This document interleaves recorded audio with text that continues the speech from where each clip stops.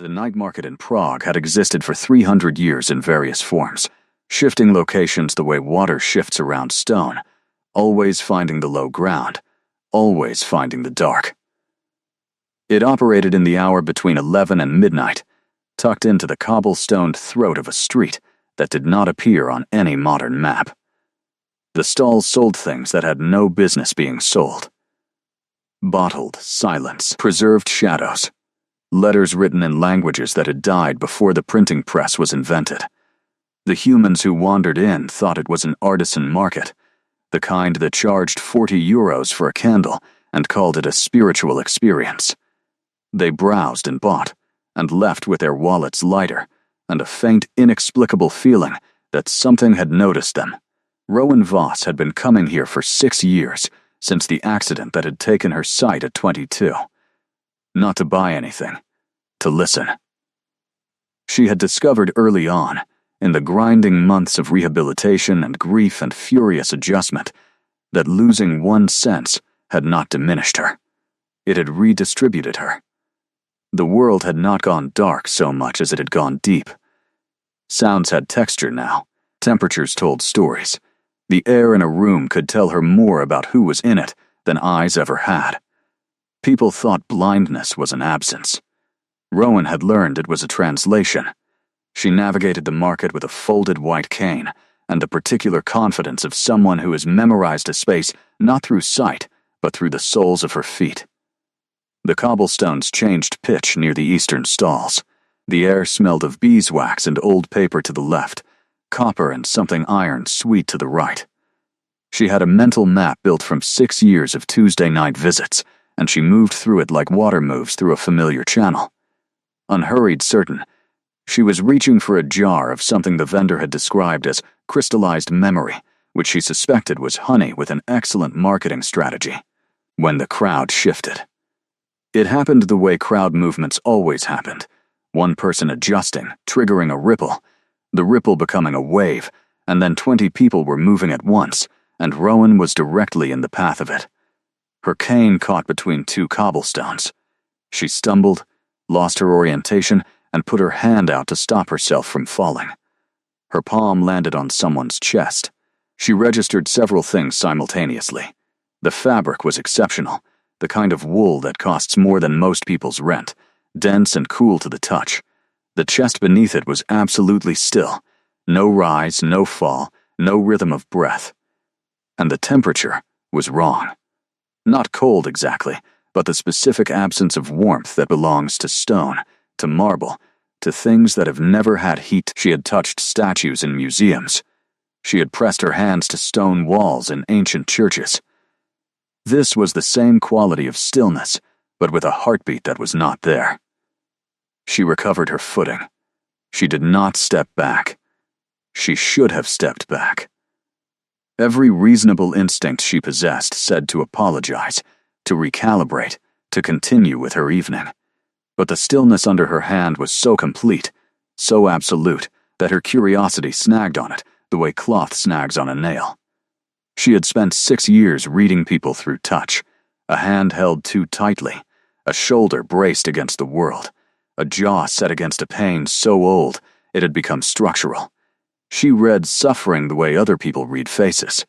What she felt beneath her palm was not suffering exactly. It was the place suffering goes when it has been there long enough to forget it is suffering. A hollowness. A vast, exhausted absence. The feeling of a room where a fire has not been lit for so long that the ash in the grate has turned to powder.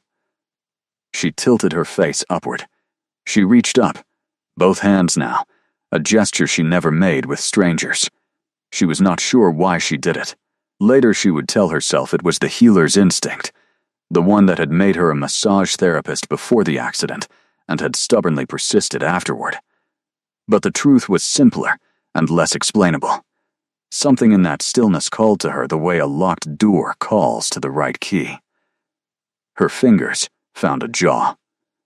Sharp, precise, skin cool as the inside of her thumbs moved across cheekbones with the careful, systematic exploration she had learned in her first year of blindness, mapping a face the way a cartographer maps unmeasured territory, learning it. High forehead, strong nose, slightly aquiline, a mouth held in a line that was not cruel, but had forgotten what ease felt like. And eyes, she could feel the faint architecture around them, the orbital bone, the temple, the subtle tension in the muscles around them. The person, the man, she was certain he was a man, had gone completely, utterly still. Not the stillness of surprise, something older. The stillness of a creature that has learned not to move when something unexpected touches it, because stillness is the only response that does not require feeling. She said it before she could decide whether to say it. You are in pain, not a question. An observation. The same tone she would use to tell someone their shoulder was carrying 3 weeks of unresolved tension. Matter of fact, precise, completely without fear. The silence that followed was the loudest silence she had ever stood inside. The market noise continued around them, haggling and footsteps, and the distant sound of something that might have been a violin. But inside the small radius of the two of them, everything had stopped. He had not spoken. He had not moved. She kept her hands where they were, not pressing, just resting. The way you rest your hand on the cover of a book you are not sure you are ready to open. She could feel the tension running through him, like a current. Not anger. She knew anger. She had felt it often enough in the bodies of clients who thought they were only stiff. This was different. This was the tension of someone who has just been seen by someone they had not given permission to see them. "Who are you?" he said at last. His voice was extraordinary. Low, unhurried. The kind of voice that had never needed to raise itself to be heard. It carried the specific authority of something very old, the way a cathedral carries authority not through volume, but through sheer accumulated weight of years. She had heard old voices before. This was the oldest voice she had ever heard in her life, and it wore its age the way very old things do, not as decay, but as density. "My name is Rowan," she said. I got turned around in the crowd. I apologize for the hands. Occupational habit. What is your occupation? I read bodies, she said simply. I am a therapeutic practitioner. Muscle memory, injury patterns, stress accumulation. It is mostly science and partly something I have never been able to name properly. Another silence, shorter this time. And what do my hands tell you? He said, and she noticed he had shifted one hand slightly toward her, not offering it, not withdrawing it, something in between. A question in a gesture. She found his hand. She held it in both of hers. His fingers were long, the knuckles precisely articulated, the skin smooth in a way that suggested no labor, no sun damage, no ordinary accumulation of human living. She pressed her thumb into his palm with a careful graduated pressure of someone who knows exactly what they tell me, she said slowly, feeling her way through the information the way she felt her way through rooms, that you have been holding something for a very long time. The tension is not in the muscles, it is deeper, the kind that is not physical anymore. She paused. She turned his hand over. This hand has not been held, she said, not in a very long time. She felt something move through him, not a flint, something slower. A shift, the way ice shifts when something underneath it changes. You are remarkably perceptive, he said. His voice was still controlled. But the control was working harder now. She could hear it, the way you can hear the effort in a held breath. I am mostly just paying attention, Rowan said. Most people do not. The crowd moved again around them, indifferent and continuous. Somewhere to her left a vendor was arguing about a price. Somewhere above them a window opened and released the smell of wood smoke and something savory into the cold night air. The world continued its ordinary business entirely unaware that 30 seconds ago it had produced something neither of the two people standing in the cobblestone street had expected. She lowered his hand.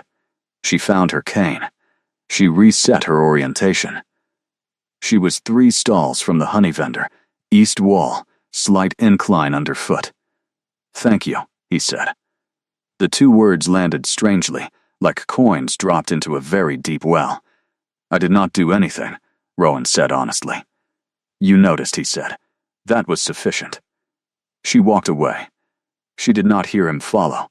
She did not hear any sound from him at all, but she felt, with the particular precision she had developed in 6 years of paying attention, that he watched her until she disappeared around the corner of the eastern stalls. And that the watching was not surveillance. It was the way a person watches something they have already lost before they have had it, with a grief that knows its own name. She bought the crystallized memory honey. It tasted, when she got home, remarkably ordinary, but she could not stop thinking about a hand that had not been held in a very long time, and a voice that carried the weight of years without complaint, and the sound of 2 simple words spoken into the cold Prague night by someone who had forgotten what it felt like to be noticed. Aldrich had served the Valdres bloodline for 460 years and had, in that time, developed a comprehensive taxonomy of his lord's moods. There was the cold fury, glacial and architectural, which meant someone was going to have a deeply unpleasant conversation before dawn. There was the philosophical melancholy, which arrived in cycles like weather and required a specific vintage and strategic solitude.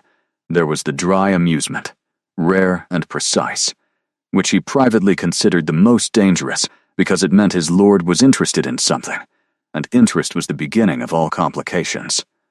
He had never, in 460 years, seen this particular expression. Aldrich stood in the doorway of the map room, watching his lord stand at the window with one hand resting on the glass, staring at the city below with an expression Aldrich could only describe as interrupted, the way a person looks when they have been in the middle of a thought for 700 years and someone has just walked through it. "My lord," Aldrich said, "the Brouwer situation requires your attention. They have moved 3 units of the shipment without authorization, and the Eastern representative is asking for a formal response by tomorrow's close." Cassian did not turn from the window. "The Brouwer situation can wait until Thursday," he said. "It is already Thursday, my lord. Then, it can wait until next Thursday." Aldrich absorbed this. In 4.5 centuries of service, he had learned to absorb a great deal without visible reaction. It was essentially his entire skill set. "My lord, the Brouwer house has been a tributary of this bloodline for 2 centuries. A delayed response will be read as weakness. Let them read it as whatever they like," Cassian said. He turned from the window. He had dark eyes, the particular dark that has no bottom to it, and a face that had not changed since 1317, and had not been young even then. He looked like someone had taken the concept of composure and built a person out of it. He was looking at his own hand, not examining it, looking at it the way you look at a place where something has just happened, trying to decide if the ground has changed. Aldrich recognized this with the particular dread of a man who has spent centuries watching his charge walk toward complications with the serene confidence of someone who has never had to live with consequences in the conventional sense. "May I ask," Aldrich said carefully, "whether something occurred at the market this evening?" Cassian set his hand down on the table. "Someone touched my face," he said. Aldrich waited. There had to be more. There was always more. "She was blind," Cassian continued. "She lost her way in the crowd and put her hands up. She read my face." He paused. "She said I was in pain." Aldrich considered several responses and discarded all of them. "What did you say?" he asked at last. "Nothing useful," Cassian said. "I gave her my name." He stopped. "No, I did not give her my name. I asked for hers." Aldrich felt the particular sensation of a man watching the first small stones begin to shift on a mountainside.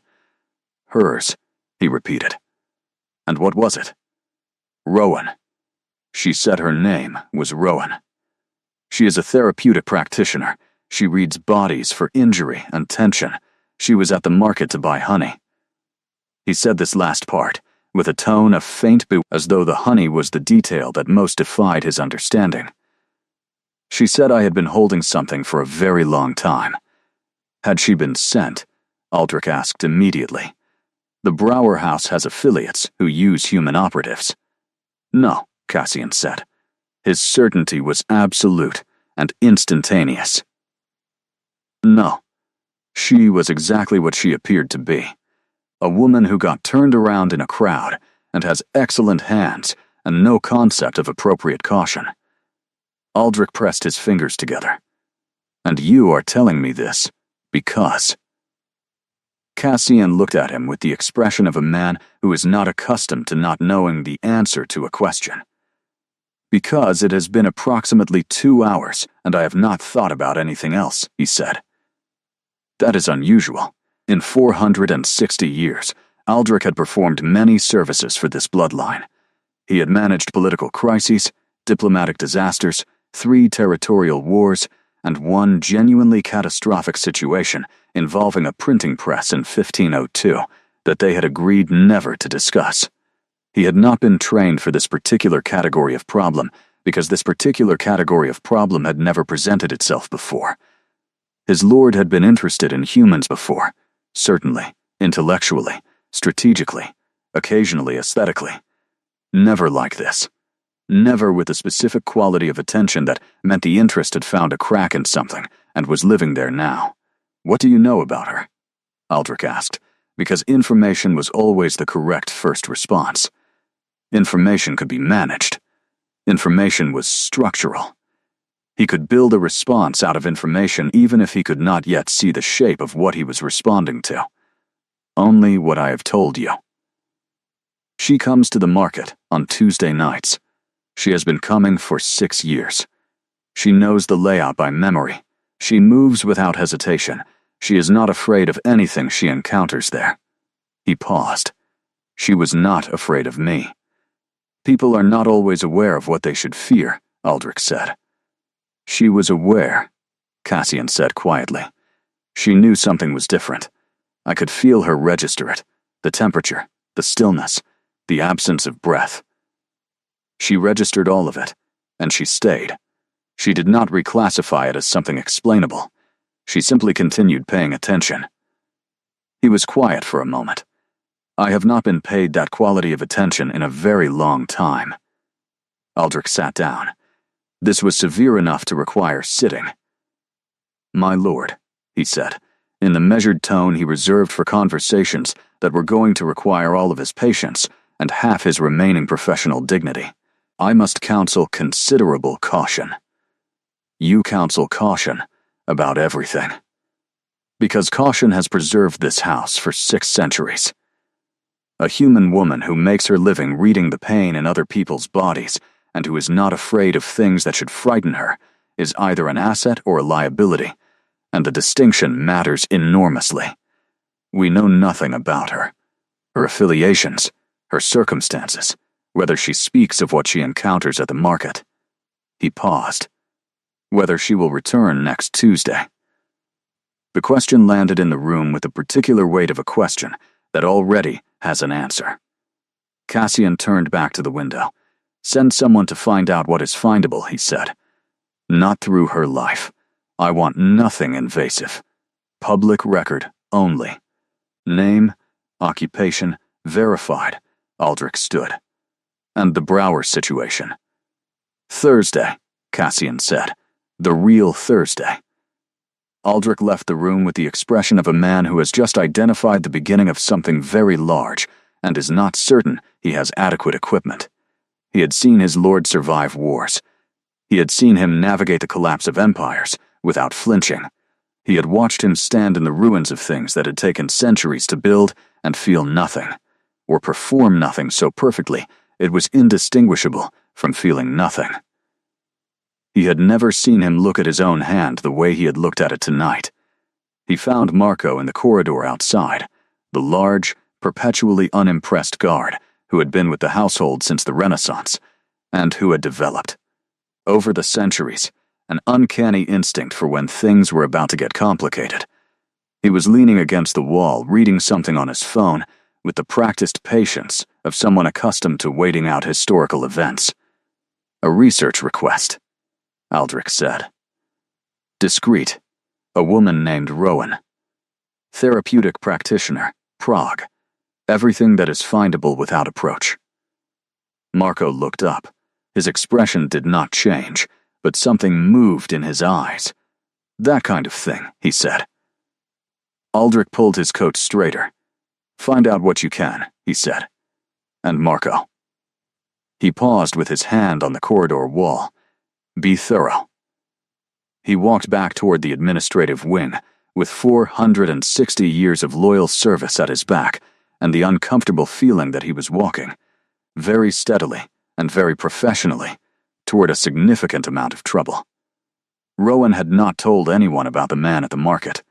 This was partly because she did not have a good explanation for what had happened, and she had learned over 6 years of blindness that the things she could not explain tended to confuse people who had not made her particular adjustments to the world. Partly it was because her flatmate Daria had a very loud reaction to most things, and Rowan was not yet in the right place to have this particular thing reacted to loudly. Mostly it was because she was still turning it over in her hands, like an object she had found, and not yet identified. She worked through it during sessions, her hands on someone's trapezius, her mind quietly in a Prague street, replaying the texture of a face, the weight of a hand, 2 words dropped into silence like they had been saving themselves for the right moment. The quality of stillness. The voice. She thought about the pain most.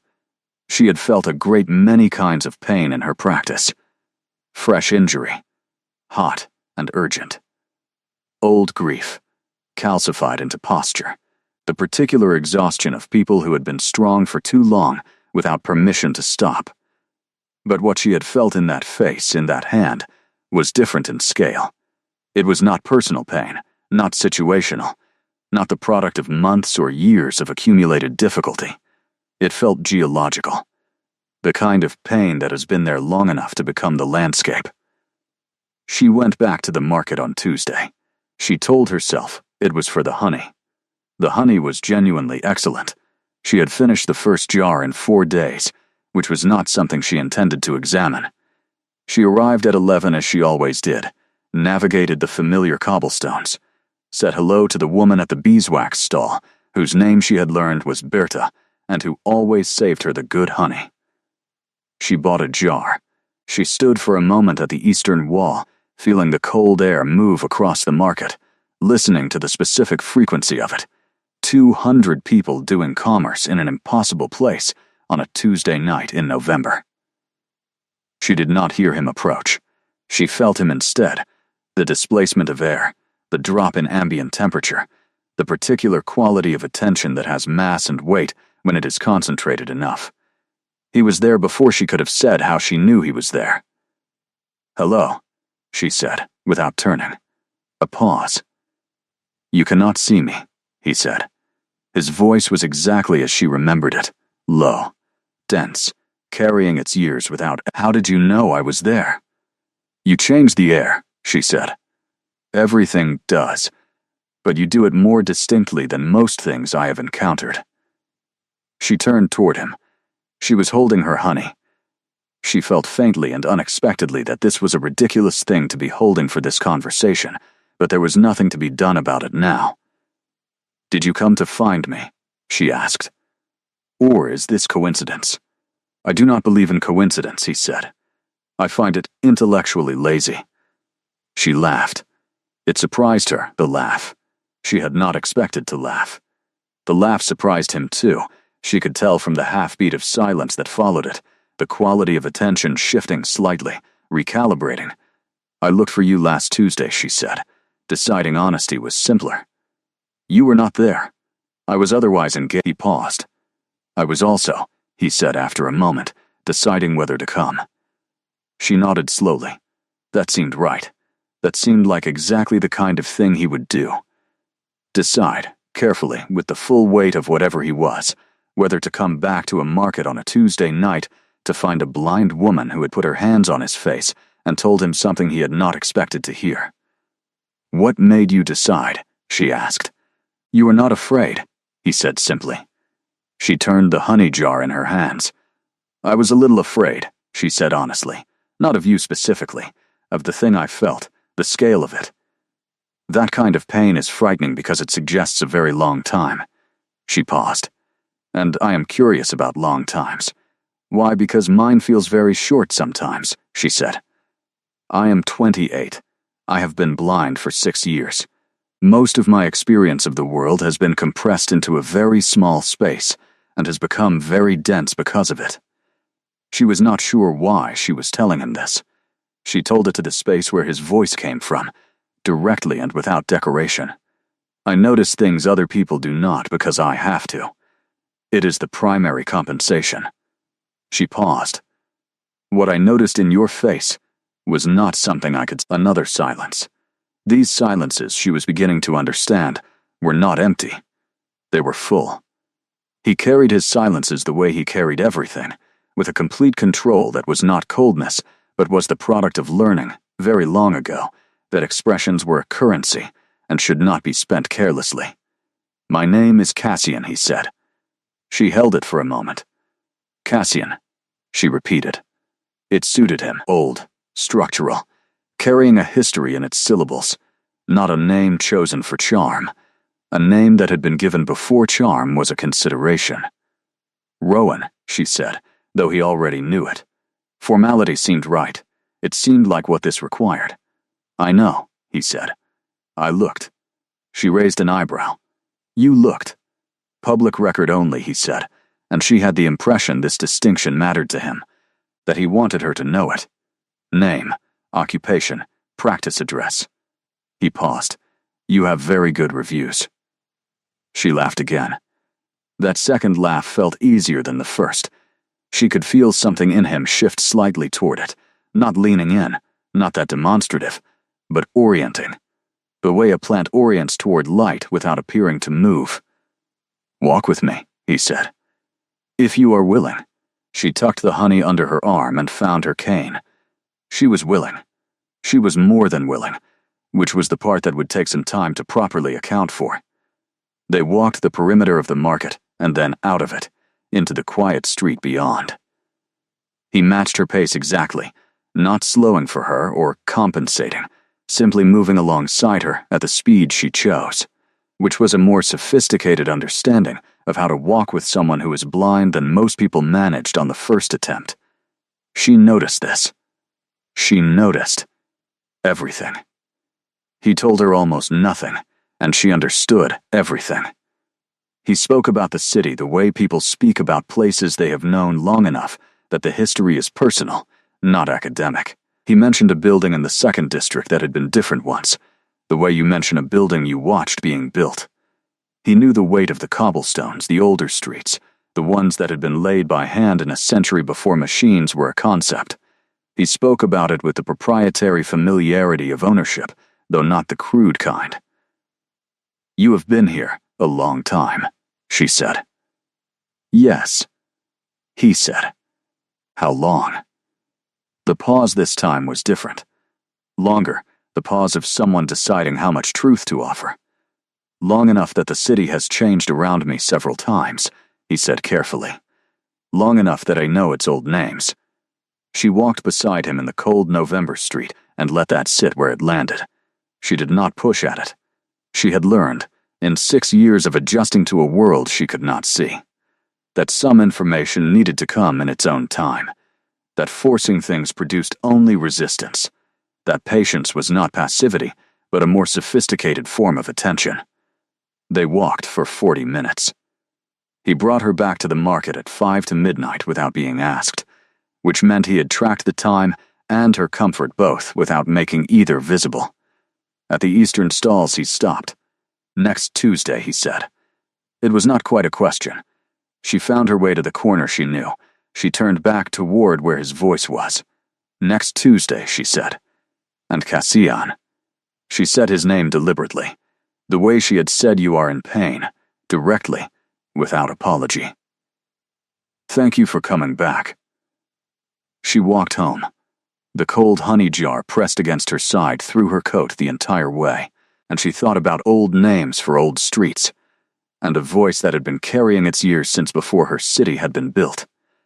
The report Marco delivered was thorough and unremarkable in all the ways that mattered, and deeply remarkable in the single way that did not. Rowan Voss. 28. Born in Vienna, relocated to Prague at 19 for university. Stayed, degree in physiotherapy, additional certification in therapeutic bodywork. Practiced from a small studio in the 2nd District. Clients described her in reviews with words like perceptive, extraordinary, changed my life. One review, left by someone who called themselves only M, said simply, she found what I had stopped looking for. Lost her sight at 22 in an accident involving a car and a November morning, and no one's specific fault. The kind of accident that is so ordinary in its mechanics and so catastrophic in its consequences that it refuses to carry meaning. No family in Prague, parents in Vienna, one younger brother. Flatmate named Daria, occupation listed as chaotic, which Marco had noted was not a formal employment category, but appeared accurate based on available social media evidence.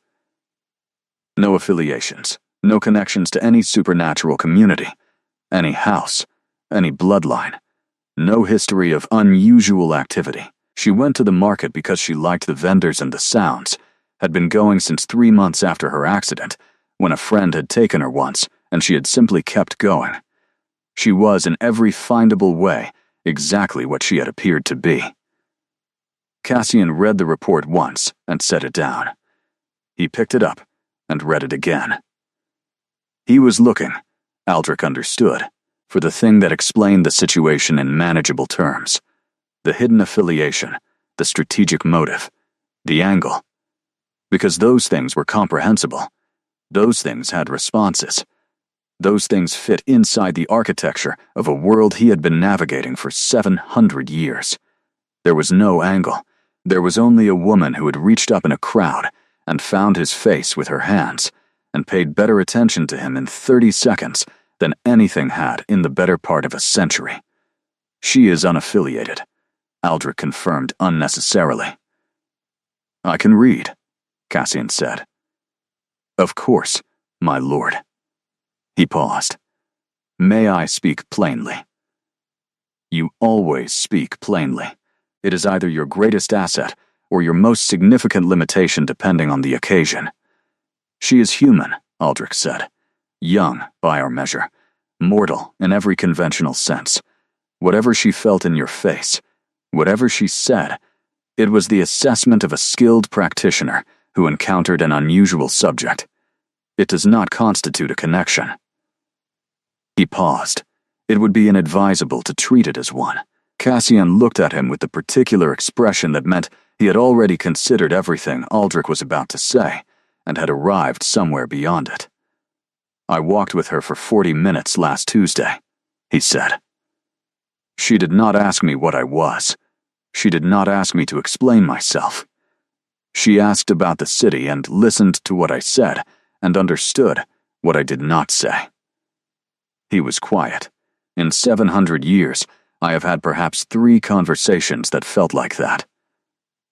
Aldrich sat with this carefully. I understand, my lord. But understanding and advising are 2 different things, and my advice is caution.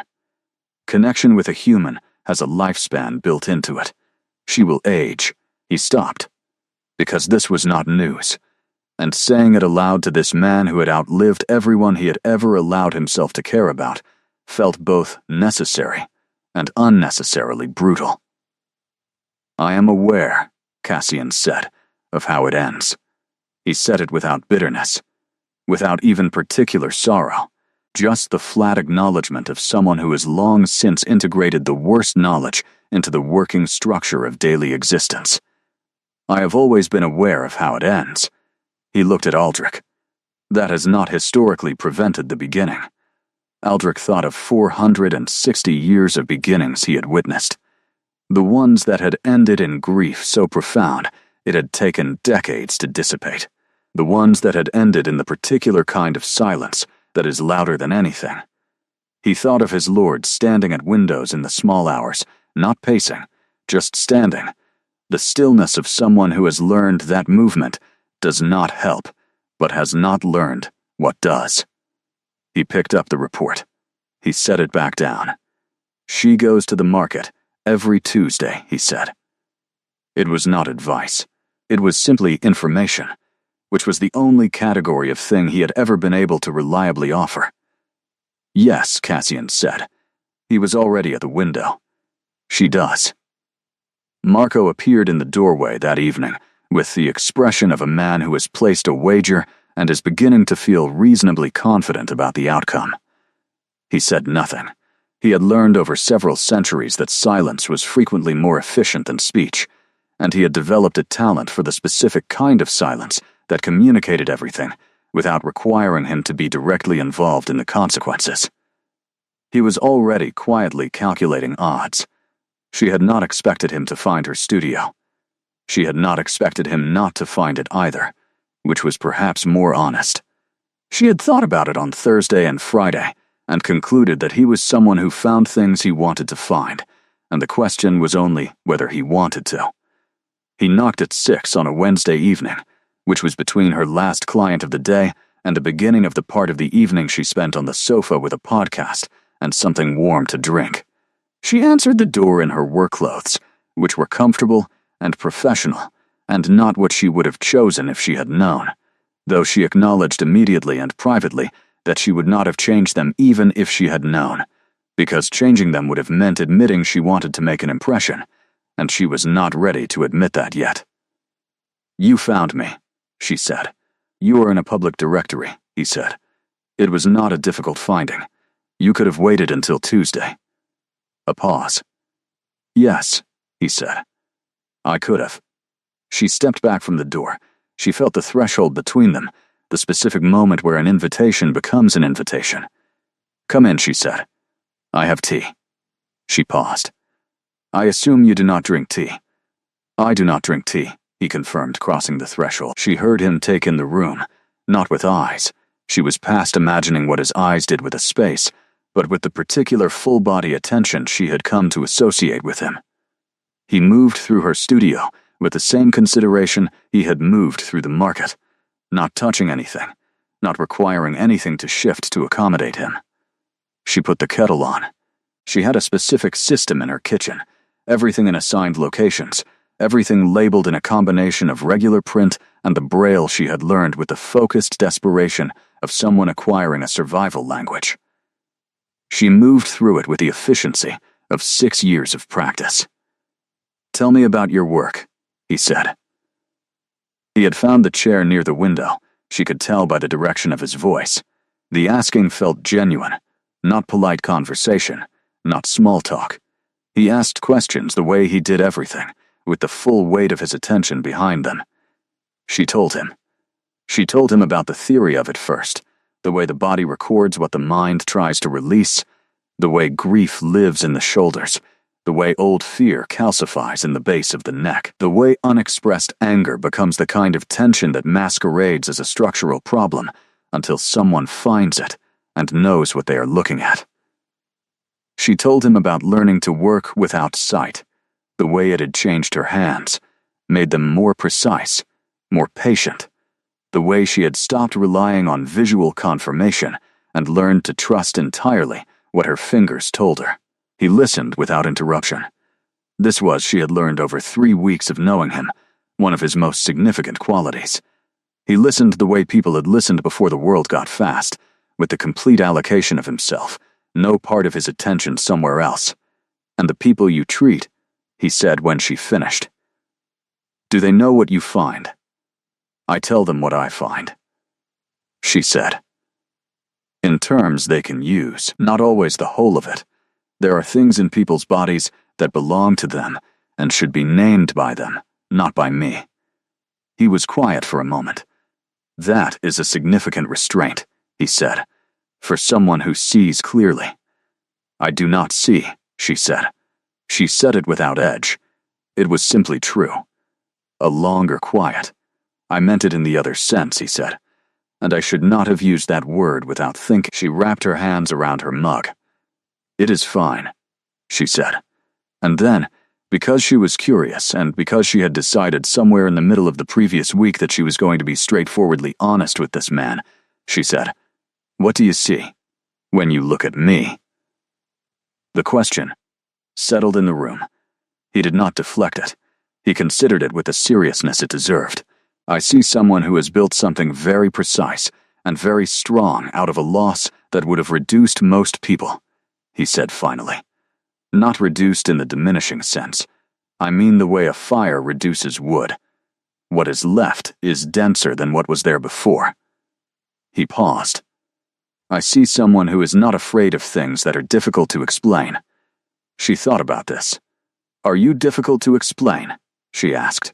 Considerably, he said. She smiled. She had a feeling this was going to be a recurring theme. She stood and carried her mug to the sink and stood at the window where the cold air came through the gap at the frame. She could feel his attention following her, that weighted quality of it, the way it had mass. Can I ask you something? She said. Yes, the pain I felt, she said carefully, because she had been thinking about how to say this for 10 days and had not found a better way. In your face. In your hands.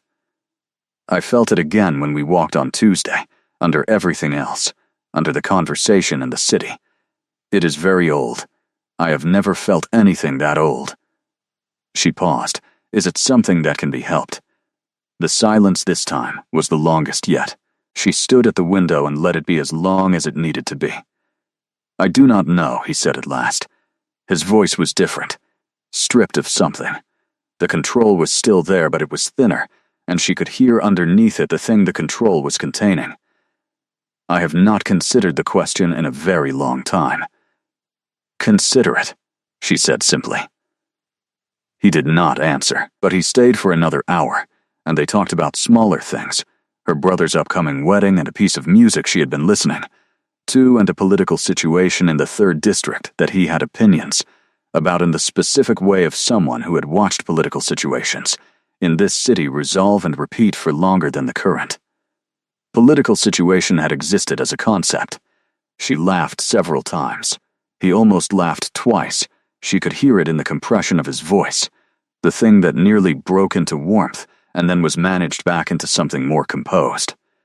When he left, he said next Wednesday with the same tone he had used to say next Tuesday at the market. Not quite a question, not quite a statement. The specific tone of something that is decided. Next Wednesday, she confirmed. She closed the door. She stood in her kitchen in the specific quality of stillness left by someone who has just departed, the echo of presence that lingers in a room for several minutes after the actual person is gone. His echo was larger than most. It displaced more air. It lasted longer. She finished her tea.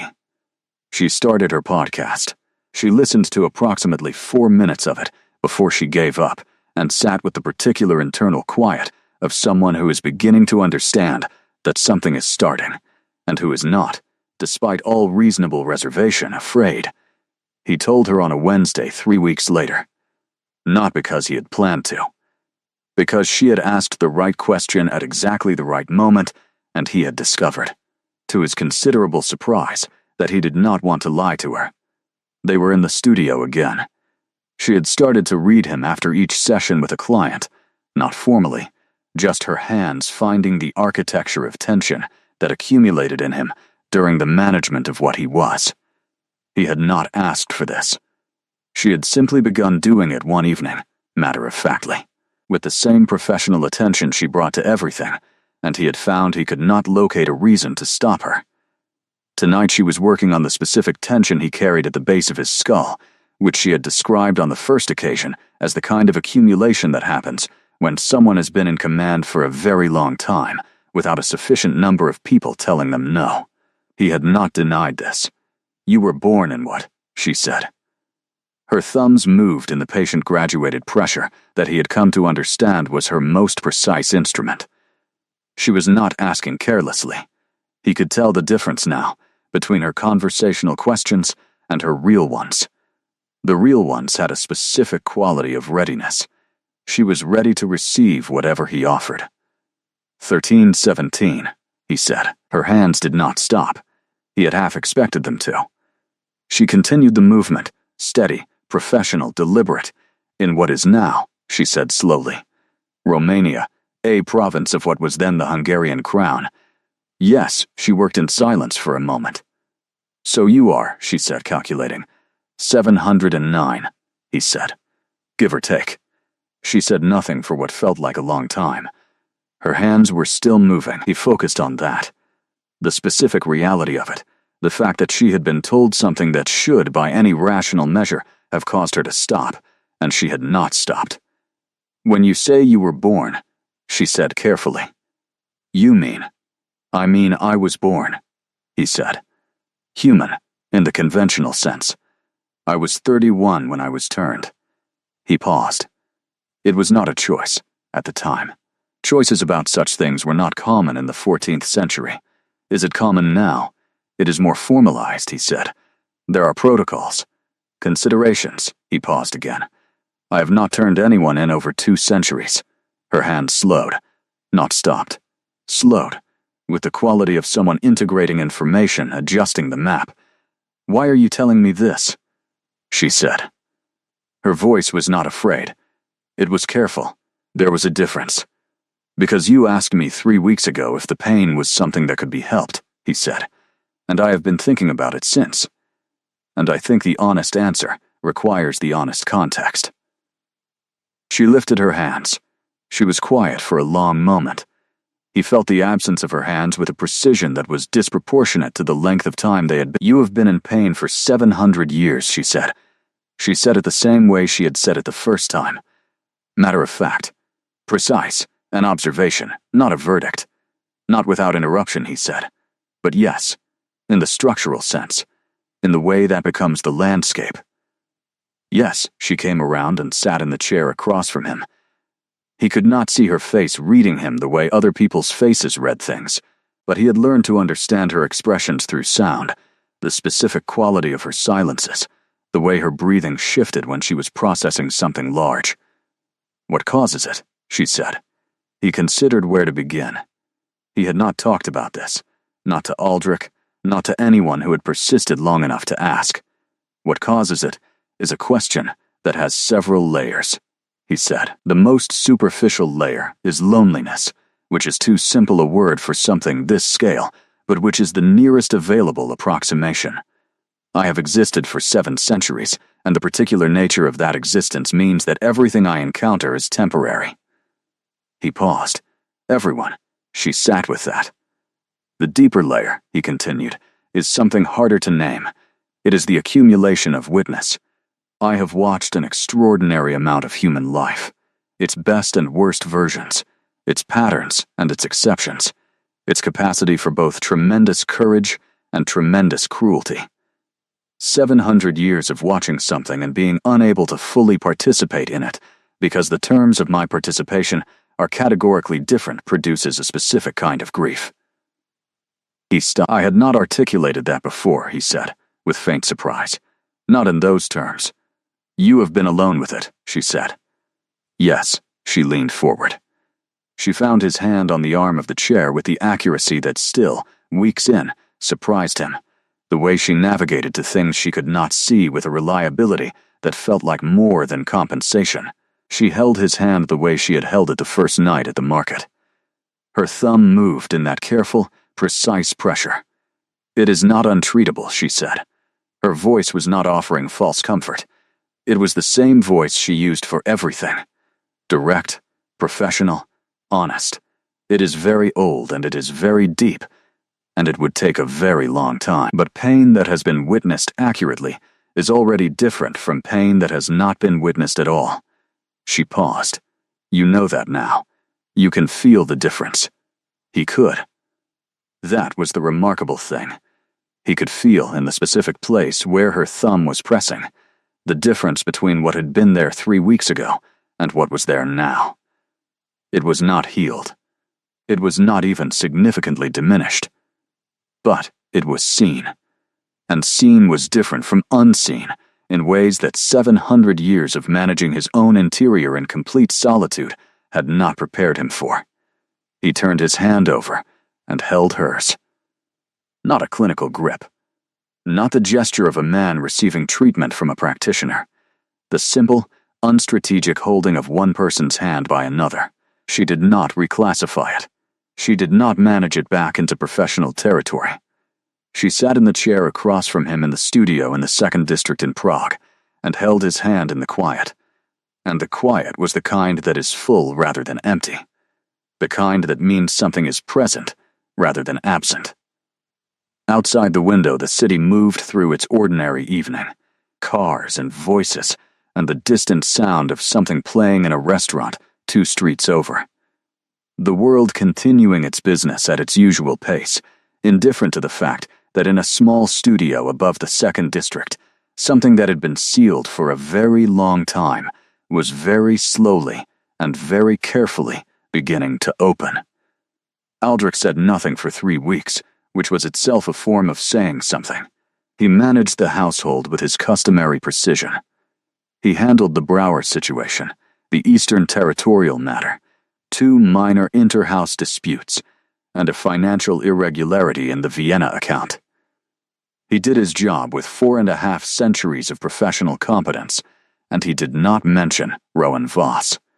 He did not mention the Wednesday evenings. He did not mention the way his lord moved through the castle now, with a quality of presence that was different from before, less like a building that had been sealed against weather, and more like a building that had remembered it had rooms. He waited.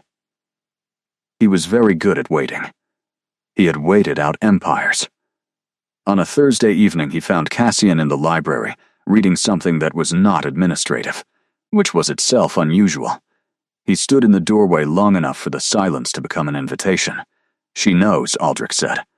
"Yes," Cassian said without looking up. "Everything, the essential facts," Cassian said. She asked. I told her. Aldrich moved to the chair by the fireplace and sat, which he only did when the conversation required it. His lord looked up at this.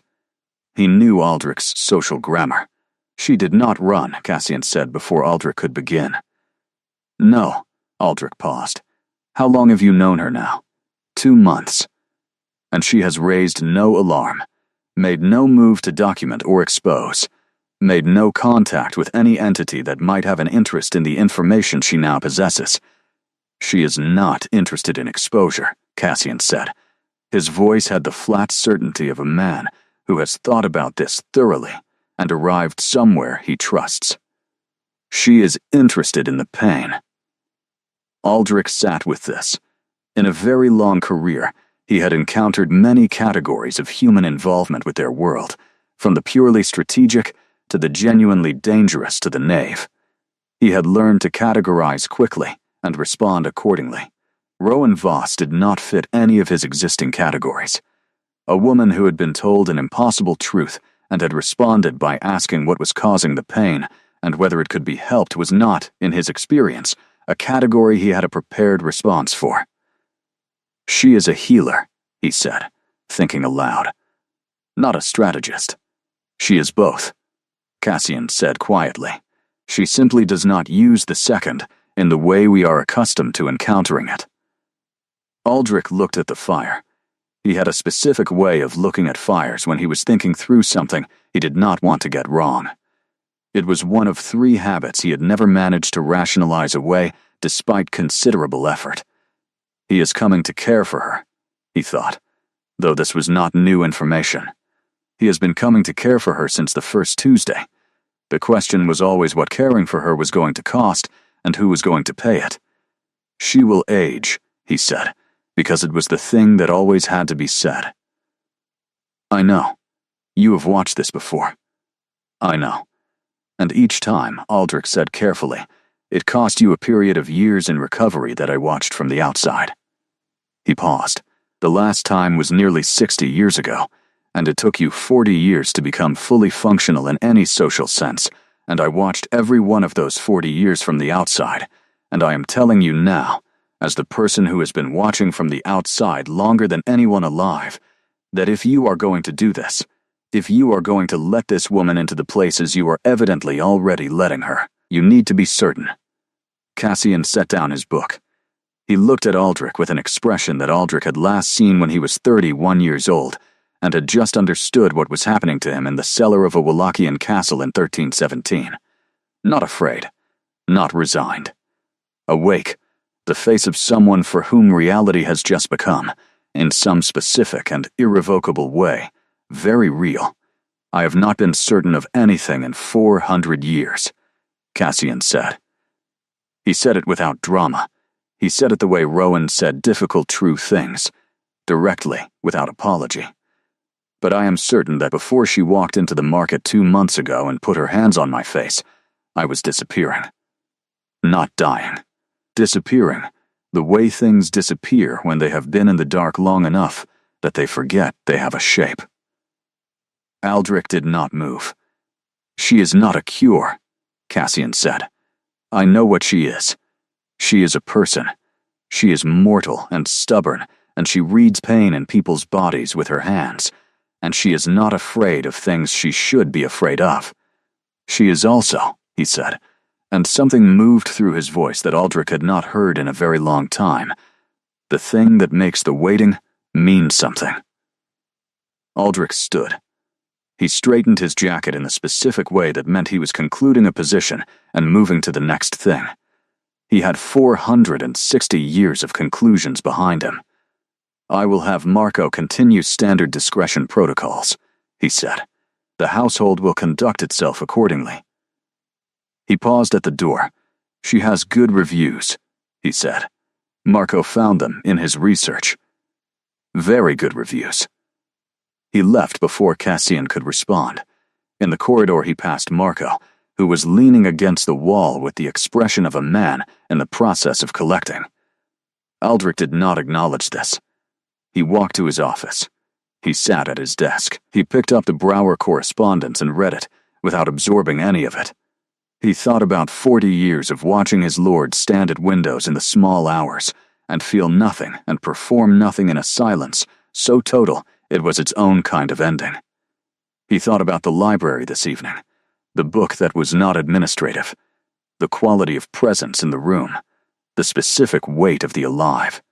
He thought about a woman who had found, in 30 seconds in a crowd, what 460 years of loyal service had never quite managed to locate. He did not resent this. He was not built for resentment. He was built for service, and he had always known, in the part of him that ran on something older than strategy, that the best service he could render was to stand aside for the things that were larger than strategy, and simply make sure the household continued to function around them. He made a note in his ledger. Not about Rowan. About Cassian. 3 words. Present, in the room. He had not written those 3 words in this ledger in a very long time. The first frost came on a Friday and settled over Prague with the quiet authority of something that does not need permission.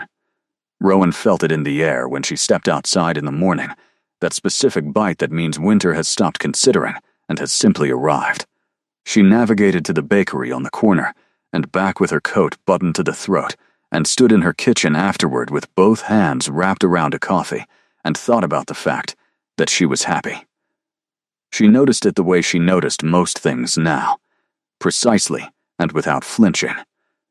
She was happy, and it was complicated, and both of those things were true at the same time. Cassian arrived that evening as he always did, at 6, which she had come to understand was as close to punctual as a 700-year-old creature of the night was likely to manage when punctuality was technically a human construct. She heard the specific quality of his arrival now, the way she had learned the particular frequency of him, his footsteps, the temperature shift, the weighted attention. She had become fluent in him, the way she had become fluent in her own apartment, through accumulated and careful attention, and the fluency felt like something she had been building toward without knowing it.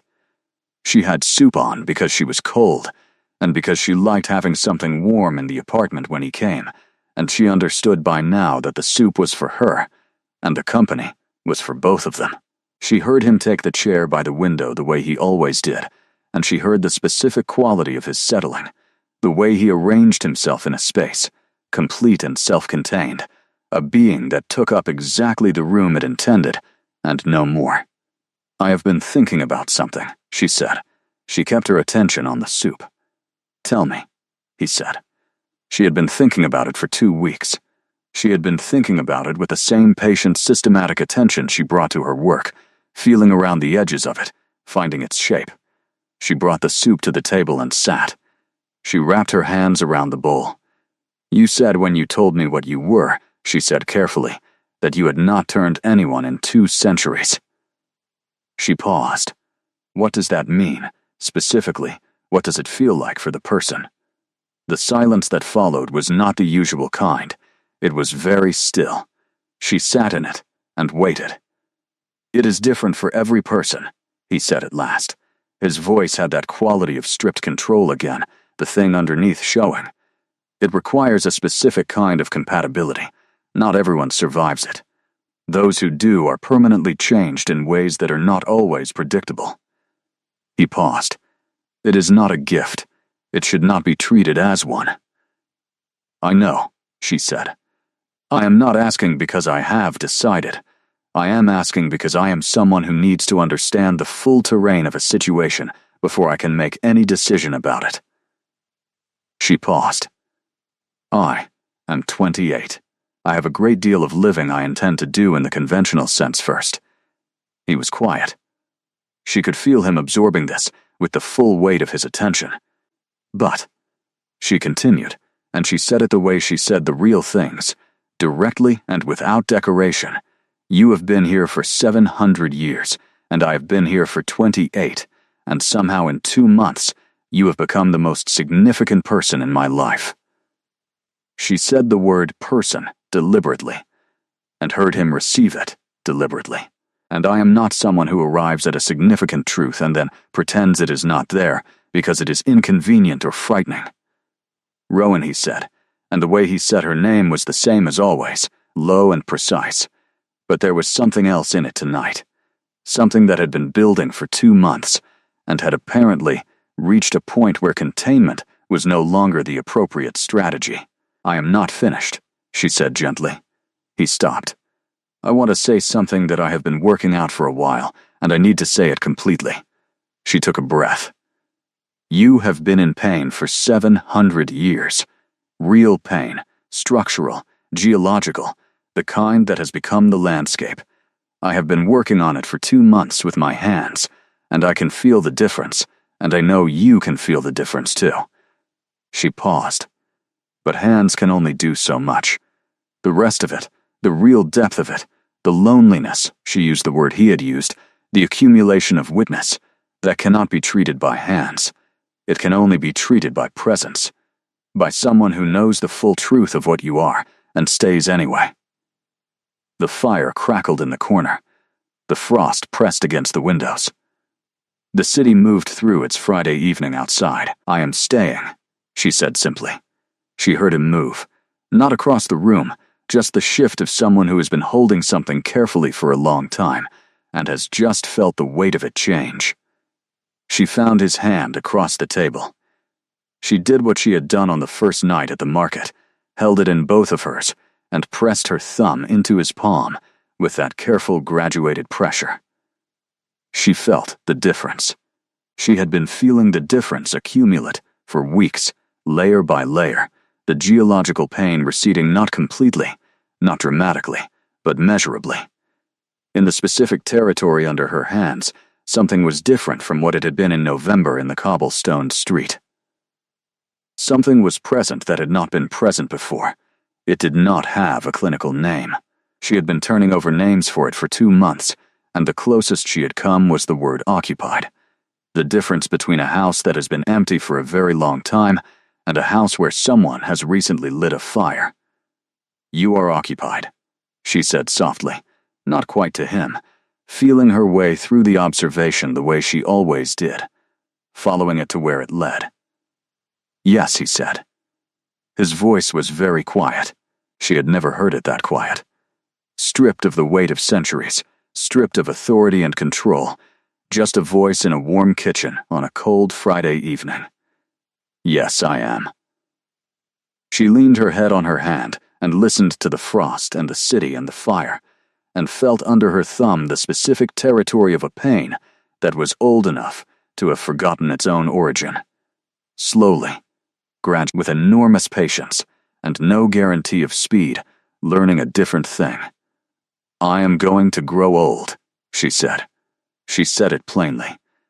I am going to grow old, and you are going to watch it, and it is going to be the hardest thing you have done in 7 centuries, and I cannot make that easier. She paused. What I can do is make the time before it, and the time during it, as real and as full as I know how to make it. He turned his hand over in hers.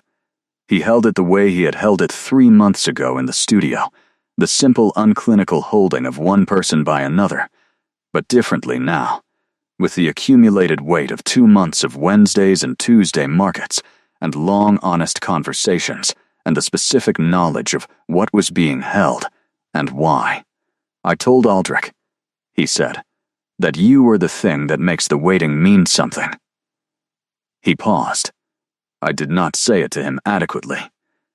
What I meant was that 700 years of accumulation, of witness, of the specific grief of permanent impermanence, all of it has a different quality now. Not because it is resolved.